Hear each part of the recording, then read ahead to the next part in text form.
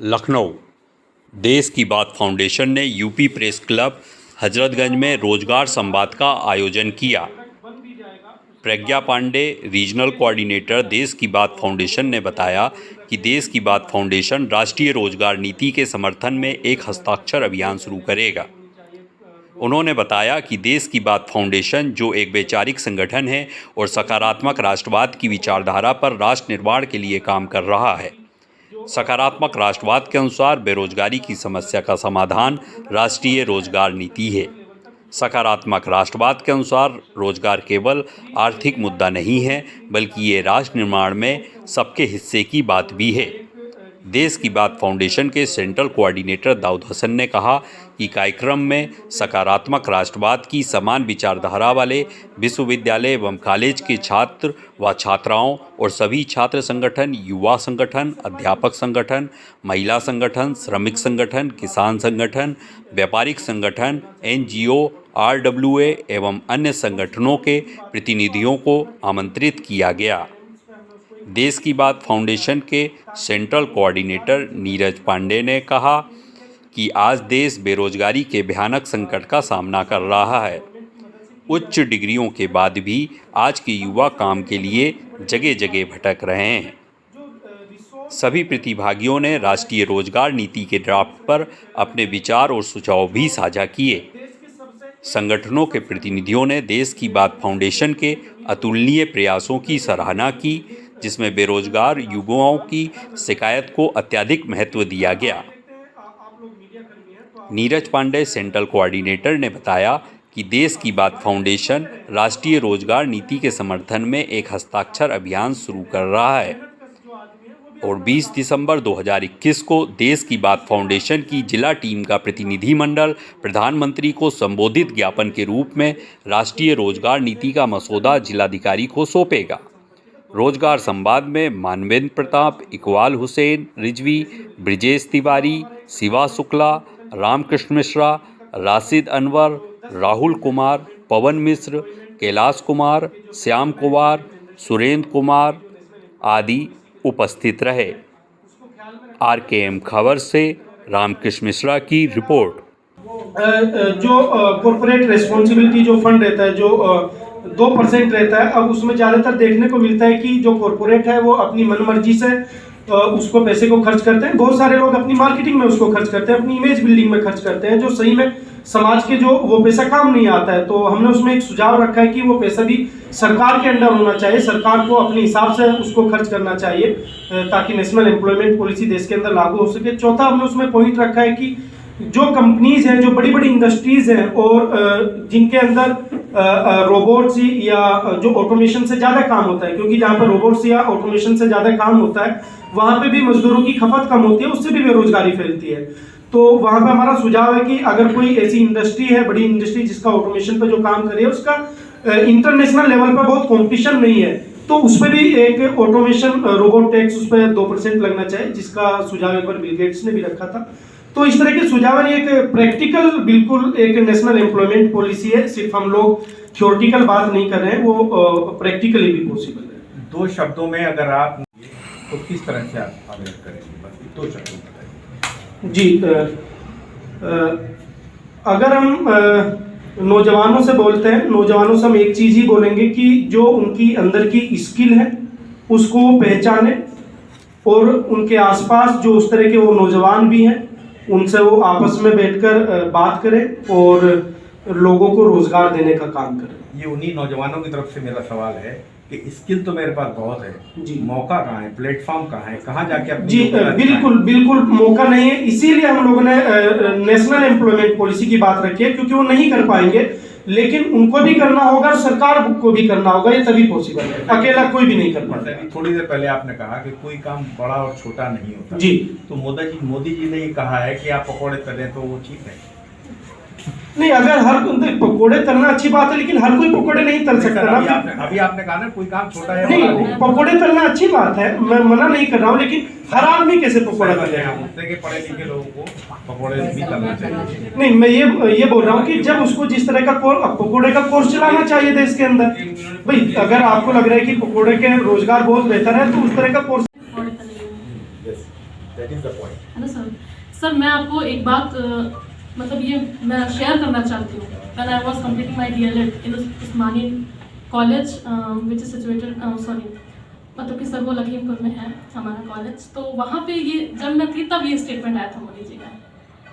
तो हमारे एक सर जो डायरेक्टर सर थे सुबोध मिश्रा सर, उस दिन वो वहाँ आए और वो बड़ा मतलब लेके चर्चा कर रहे थे। तो पता नहीं क्या मेरे अंदर था, मैं वहाँ गई स्टेज पे, मैंने बोला कि सर अगर हमें पकौड़े ही तलने थे तो सर हमने इसमें पैसे क्यों खर्चे हैं। That is the point. Thank you. तो वही मैं बोल रही कि अवेयर, अगर मैं अवेयर हूँ तभी तो मैंने सोची। Thank you sir. टेल तो इसी तरीके से कि अगर हम सकारात्मक राष्ट्रीयवाद की बात कर रहे हैं तो देश के अंदर कहीं ना कहीं नकारात्मक राष्ट्रीयवाद भी है, और अगर नकारात्मक राष्ट्रीयवाद की बात करते हैं तो सकारात्मक राष्ट्रीयवाद भी निकल के आता है। तो सकारात्मक राष्ट्रीयवाद से हम मानते हैं कि जब तक आपस में एक भाईचारा नहीं होगा, एक दूसरे का मान सम्मान नहीं होगा, एक दूसरे की हम रीति रिवाज का आदर नहीं करेंगे, एक दूसरे के प्रति हम अपने प्रेम भावनाओं को नहीं बढ़ाएंगे, तो हम आगे नहीं बढ़ सकते हैं। ये देश तरक्की नहीं कर सकता है। हम इसे अपने देखें तो अपने घर परिवार से भी देख सकते हैं, जहाँ पे 4 भाई होते हैं और उस परिवार के अंदर भी अगर देखा जाए, अगर कहीं पे कलह वगैरह होती है तो वो परिवार कभी तरक्की नहीं कर पाता है। लेकिन एक तरफ वो 4 भाई होते हैं जो आपस में मिलजुल के रहते हैं, संयुक्त परिवार की तरफ रहते हैं, तो अगर परिवार भी आगे बढ़ता है, उस परिवार के सदस्य भी आगे बढ़ते हैं और कहीं ना कहीं सामाजिक तौर पर उनका एक स्तर भी अपना उनका मजबूत होता है। तो आपस में डिफेंस होता है उस चीज़ को लेके, महिला और पुरुष को लेके, और जो थर्ड जेंडर होता है उसको लेके। तो हम सब इन सब विषयों के ऊपर हम एक चर्चा के माध्यम से एक वैचारिक तौर पे हम लोगों में एक जागरूकता अभियान चलाते हैं, और इसी जागरूकता अभियान के चलाने के साथ साथ हम इनके ऊपर कुछ मसौदे तैयार करते हैं। और इसी मसौदे के अंदर हमने जो सबसे पहला मसौदा लेके जो तैयार किया है वो राष्ट्रीय रोजगार नीति है। राष्ट्रीय रोजगार नीति, क्योंकि देश आज 70 साल के हम कैसा एम्प्लॉयमेंट चाह रहे हैं उसमें एक ये भी पॉइंट है। तो उसी को लेके जो है आज का ये इवेंट है नेशनल एम्प्लॉयमेंट पॉलिसी। सर सोचने वाली बात है कि हमको आज़ाद हुए भाई 75 साल हो गए, और आपने देखा होगा इस साल तो कोई 75 साल का अभियान चला रहा है, गवर्नमेंट अलग अलग जश्न मना रही है 75 साल का। लेकिन जो दुर्भाग्यवश जो लोग वंचित अभी तक हैं उनका क्या? कहीं ना कहीं उसमें जो बेरोजगारी है वो एक बहुत बड़ा रोल उसने प्ले कर दिया। क्योंकि अगर सबके पास एक सुव्यवस्थित रोजगार होता तो आज की जो कंडीशन है वो अब हमारी सोच से भी परे होती। क्योंकि सर जैसे आप लोग ये समझिए कि जब हम बात कर देते हैं कभी कभी कि आबादी बहुत है हमारे यहाँ, हम नहीं दिलवा पाएंगे, तो ये तो एक जैसे सर ने बोला कि हर सिक्के के 2 पहलू होते हैं। हमारा सोचना ये है कि आबादी बहुत है, अगर वाकई काम सही से हो गया तो क्या होगा। तो मेन हमारा एनजीओ जैसे बोला कि वैचारिक क्रांति आप लोग समझते हैं। एक क्रांति होती है जो हथियारों से या कुछ इस टाइप से होती है रेवोल्यूशन, और एक जो होता है हमारा वैचारिक रेवोल्यूशन। वो क्या होता है? वो दुनिया बदल सकता है। समझ रहे हैं आप? अगर आप इतिहास में जाओ और चाणक्य और चंद्रगुप्त की बात हम करें तो इतने सशक्त कैसे हो गए? वैचारिक क्रांति। कभी भी चंद्रगुप्त जी जो है कभी राजा नहीं बन सकते अगर सिकंदर जी ने जो है वो नहीं किया होता हमला, चंद्रगुप्त कभी राजा नहीं बनता। वो जो डिफेंस मैकेनिज्म वो बनाता है उसको राजा, कि भाई इतना पावरफुल दुश्मन है हमारा, तो जिसके ऊपर मरने का खतरा होगा दिन रात, वो अपने आप को किस तरीके की तैयारी देता है ना। तो इसका मतलब इसीलिए मैं बार बार ये बात कहती हूँ कि अवेयर नहीं है। अवेयर नहीं क्यों? अगर अवेयर होते तो भाई क्यों उस जनरेशन ने इतनी मेहनत नहीं की, क्यों उस बच्चे ने इतनी पढ़ाई नहीं की? अगर उसको पता था क्यों, या फिर उसने ये नहीं सोचा कि अगर मैं ये नहीं करूँगा तो कल क्या करूँगा, या हमारे देश में इतनी महंगाई है। सब लोग तो नहीं नेता हो सकते हैं, सब लोग तो क्या बोलते हैं एक्टिविस्ट नहीं हो सकते हैं, लेकिन फिर भी इंडिविजुअल को जीना तो है जब तक लाइफ है ना। और वो तो बिना पैसे के तो मुमकिन नहीं है। तो इसलिए हम लोगों ने सोचा कि क्या स्ट्रेटजी बनाई जाए जिससे कि जो ये दुर्भाग्यपूर्ण जो जनता है, जो आप लोग देखते होंगे सड़क के किनारे कुछ बच्चे बैठे हैं, ना कपड़ा है, ना खाना है, ना कुछ लोग भिखारी हैं, सब कुछ होते हुए भी उनके पास कुछ नहीं है। मतलब सब कुछ होते हुए मेरे कहने का मतलब है हाथ पैर सलामत है, पर इससे ज़्यादा क्या चाहिए? दिमाग है तुम्हारे पास, इससे ज़्यादा क्या चाहिए? इससे ज़्यादा ये चाहिए कि अपॉर्चुनिटी नहीं है, कोई रिसोर्स नहीं है। रिसोर्स देश में है लेकिन वहाँ तक क्यों नहीं पहुँचा? ये चीज़ है। इसलिए हमने ये किया कि भाई अगर ये मान लीजिए कानपुर है तो कानपुर में क्या चीज़ फेमस है, क्या चीज़ ज़्यादा बनाई जा सकती, क्या डिमांड में उसकी आ सकता है, तो उस टाइप का बिजनेस कराइए, है ना। लखनऊ में जैसे क्या चीज़ फेमस है, चिकन फेमस है, कपड़े में भी और खाने में भी, तो जो भी और चीज़ें फेमस हैं, तो जिस टाइप की जहाँ पे रिक्वायरमेंट है, जिस टाइप का जहाँ डिमांड है, उसको वहीं लेके वहाँ ज़्यादा सप्लाई चेन में ला के और लोगों को जोड़ के, मेन बात है जैसे सर ने बोला कि मिनिमम वेजेस कम से कम अगर सरकार तय कर रही है या कोई भी तय कर रहा है, तो यार इतना तो सोच लीजिए आप कि अगर आप इतनी महंगाई बढ़वाने जा रहे हो या इतना कुछ होने वाला है, चीज़ें गड़बड़ हो जाएंगी, डिसबैलेंस हो जाएंगी, तो रास्ता तो दे दीजिए कि भाई इंसान चल सके आगे। आपसे 6,500 रुपये मिल गए महीने में, वो क्या हो गया, उसका क्या होगा, या साल में मिल रहे हैं किसी स्कीम में किसानों को, आप कितने दे रहे हैं, 6,000 3,000 तो किसान, अब सोचिए ये दुर्भाग्य तो है, उसको इतना ही नहीं पता कि ये 6,000 हमारे लिए इनसफिशिएंट है, वो खुश है उसमें, समझ रहे हैं आप, वो खुश है और वो पॉजिटिवली जाके वहाँ वोट भी करेगा, क्योंकि उसको लगता है कि हमारे पास इतना भी नहीं था उनके पास, इसलिए वो उनको सफिशिएंट लग रहा है। हम लोग को कम लग रहा है, लेकिन उनके लिए वही सफिशिएंटली उनको लग रहा है कि एक्स्ट्रा मनी मिल रहा है। हाँ, कि हाँ हमारे पास कुछ आ रहा है, बात अलग है, वो तो अलग है, तो वही उनका है कि कुछ मिल रहा है, कुछ मिल रहा है ना। एग्जैक्टली हम बोल रहे हैं कि जो जगह है, किसी जगह पे अगर टमाटर हो रहे हैं तो वहाँ पे टमाटर का केचप बनाने के लिए छोटा सा सेटअप वहीं लग जाए, कहीं पे गेहूँ हो रहा है तो दलिया बनाने का सेटअप वहीं लग जाए। तो मतलब जहाँ की जो परिस्थिति है, जहाँ पे जो पैदावार हो रही है, हर गांव के लोगों के पास अलग अलग तरीके की स्किल्स भी होती है। आप देखोगे हर गांव में अलग होती है, कोई बुनाई में फेमस होते हैं, कोई किरोसे में काम करने वाले होते हैं, कुछ सिलाई में होते हैं, कुछ अलग अलग पेंटिंग में होते हैं, सबका अलग अलग रहता है। ट्रांसपोर्टेशन हाँ। को मिलेगा तो वो बाहर तो हमने उसी में बोला है कि पहला पॉइंट मिनी टेक्नोलॉजी, उस हिसाब की टेक्नोलॉजी बनाई जाए जिसमें आदमियों की खपत ज़्यादा हो और वो वहाँ के पर्यावरण के अनुकूल हो, और सरकार जो मतलब उसमें मदद करे, मिनी टेक्नोलॉजी दे, वो पूरे देश का सर्वे हो। पहला पॉइंट तो हमारा मिनी टेक्नोलॉजी, तो आप उसको पढ़ेंगे पूरा, व्हाट्सएप कर दीजिएगा। दूसरा पॉइंट हमने उसमें रखा है कि मिनी टेक्नोलॉजी दे दी उसको, लेकिन बिना पैसे के तो काम नहीं कर पाएगा वो, खरीदने के लिए उन सारी चीज़ों के लिए तो पैसा चाहिए।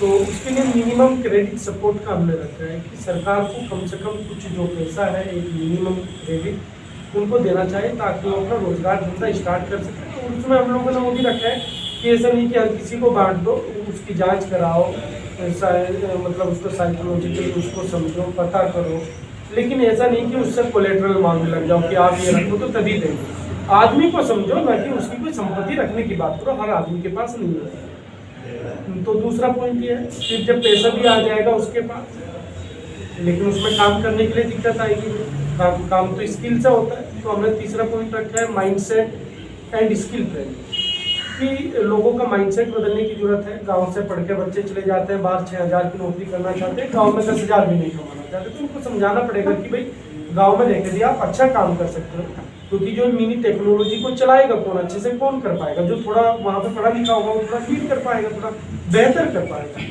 तो इसलिए हमने उसमें रखा है कि लोगों का माइंडसेट बदलने की जरूरत है, ताकि जो पढ़े लिखे नौजवान अगर बेरोजगार वो बाहर जा रहे हैं कम पैसे पर काम करें तो गाँव की तरफ ही होते हैं। और स्किल ट्रेनिंग डाली जाए, जो मान के चलो कहीं पे मिनी टेक्नोलॉजी लगा रहे हो, अगर उसकी टेक्नोलॉजी लोगों को सिखानी है, जो छोटा सेटअप बना रहे हो, तो वहाँ के लोगों को ट्रेनिंग दी जाए, या अलग अलग ट्रेनिंग सेंटर अलग अलग तरीके के खोले जाए, जो भी काम वो पूरे देश के अंदर कराना चाहते हैं अलग अलग जगह पर, उसी हिसाब से कोर्सेज होने चाहिए। तो स्किल ट्रेनिंग भी हमने एक उसमें पॉइंट रखा है। तीसरा पॉइंट माइंडसेट स्किल ट्रेनिंग। चौथा पॉइंट, जब सामान बन भी जाएगा तो उसको बेचना पड़ेगा, बेचने के लिए मिनी मार्केट चाहिए, क्योंकि अभी तो मार्केट पे कब्जा है। और जैसे ट्रांसपोर्टेशन आप बोल रहे कि बहुत खर्चा आता है सारी चीज़ों पर, तो हम बोल रहे कि भाई ये पूरी मिनी मार्केट का एक जाल बिछाया जाए, ये ब्लॉक लेवल पे, तालुका लेवल पे, डिस्ट्रिक्ट लेवल पे ये मार्केट बनाई जाए, mini market. Mini market actually market होगी उनकी, जो ये छोटे छोटे जो सेटअप बनाए हैं वो उनकी मार्केट होगी, वो अपना सामान लेके जाएंगे वहाँ पे और लोग वहाँ पे खरीदार आएंगे ताकि वो अपना सामान डायरेक्ट बेच सके। उसी में हमने ऑनलाइन मार्केटिंग का भी रखा है, ऑनलाइन मार्केटिंग जो इंटरनेट के जरिए, क्योंकि अगर गांव में कोई आदमी बैठा हुआ है और उसको सामान मान के चलो कि वो फेमस इतना है वर्ल्ड लेवल का, तो वहाँ भी जाती है चीज़ें। लेकिन वो तो डायरेक्ट कनेक्ट नहीं हो पाएगा, तो इंटरनेट के थ्रू उनको हम लोग उसकी भी ट्रेनिंग है और डिस्ट्रिक्ट लेवल पे या तहसील लेवल पे एक ऐसा मान के चलो इतना बड़ा एक कमरा की सुविधा कर दी। छोटे छोटे जो सेटअप वाले थे उन्होंने अपना सामान रख दिया कोने में, किसी ने ऑर्डर किया तो वो वहाँ से चला गया, वो आसाम देगा ऑनलाइन जाना। चौथा पॉइंट ये है। उसके बाद जो पांचों पॉइंट है हमारा, पांचों पॉइंट है कि मल्टीनेशनल, इंटर-स्टेट और इंट्रा-स्टेट सप्लाई चेन हमको बनाने की जरूरत है। ऐसा नहीं कि जो हमें मिनी मार्केट तो बना दे, मिनी मार्केट्स में लेकिन कौन आएंगे, आसपास के लोग आएंगे ज़्यादातर खरीदार। लेकिन अगर हमको दूसरे स्टेट में करना है तो चेन हमको बनानी पड़ेगी, एक जिले से दूसरे जिले में इंटरनेशनल लेवल पर, उसको भी हमको डेवलप करने की पड़ेगी, तो पूरा उसमें दिया है। छठा पॉइंट आता है कि manufacturing in small medium and large industry, कि हमको स्मॉल मीडियम और लार्ज इंडस्ट्री में मैन्युफैक्चरिंग करनी पड़ेगी, क्योंकि जो मध्यम और हमारे जो छोटे उद्योग थे उस पर भी कहीं ना कहीं खतरा मंडरा है, उनका बड़ा योगदान रहता है मैन्युफैक्चरिंग में। उसके अलावा जो बड़े उद्योग हैं उस पर हमको स्पेशली ध्यान देना पड़ेगा, क्योंकि जो मिनी टेक्नोलॉजी है, मिनी टेक्नोलॉजी बनाएगा भाई, बड़े बड़े उद्योग ही तो बना पाएंगे उसको, तो इसलिए इस मिनी टेक्नोलॉजी को बनाने के लिए बड़े उद्योगों पे भी ध्यान देना पड़ेगा ताकि वहाँ पर उसको डेवलप कर सकें। सातवां पॉइंट है हमारा minimum economic support and job security, जो आपने अभी ये बताया था, मिनिमम इकोनॉमिक सपोर्ट और जॉब सिक्योरिटी। इसमें क्या है कि अभी खासकर से जो ठेकेदारी प्रथा चली है, हम उसके भी खिलाफ हम बोलते हैं कि भाई जो रोजगार है, रोजगार ठेके प्रथा का नहीं होना चाहिए, क्योंकि उस पर कब हायर करते हैं कब उसको फायर कर देते हैं कुछ आइडिया नहीं रहता। आदमी मतलब डर में रहता है, वो उसके अंदर कहीं ना कहीं गुलाम जैसी भावना आती है, वो बिल्कुल भी हक बात भी नहीं बोल पाता, हाँ वेजेज भी बराबर नहीं मिलती है, तो वो भी एक पॉइंट है हमारा। तो मिनिमम इकोनॉमिक सपोर्ट है कि कम से कम उसको एक सपोर्ट दिया जाना चाहिए, उसकी जॉब सिक्योरिटी होनी चाहिए। फिर हमारा नेक्स्ट है मिनिमम बेसिक वेज, जो आपने बोला है आठवां, minimum basic veg and social security.